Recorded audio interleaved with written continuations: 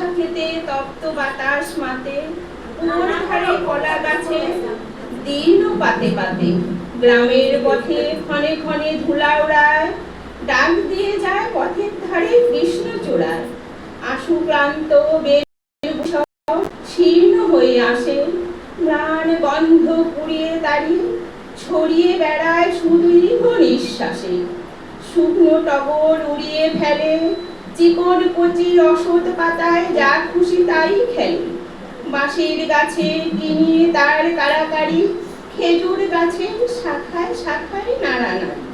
বটের সাথে ঘন সবুজ ছায়া নেমে পাখির পাড়ায় হু হু করে ধেয়ে আসে ঘুঘুটির নিদ্রা ছড়ায়।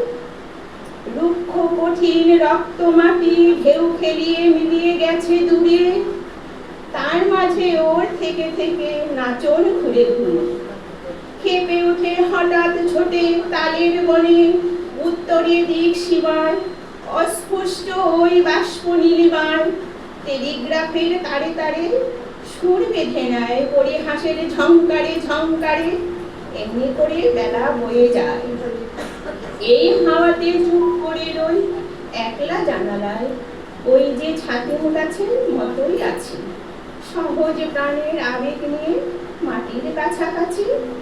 ওর যেমন এই পাতার কারণ, যেমন শ্যামলতা, তেমনি লাগে ছন্দে আমার আজকের দিনের সামান্য এই কথা। না থাক খ্যাতি, না থাক কীর্তিভার, পুঞ্জীভূত অনেক বোঝা, অনেক দুরাশার, আজ আমি যে বেঁচেছিলেন সবার মাঝে, মিলি সবার প্রাণে। এই বারতা রইল আমার গানে। নমস্কার।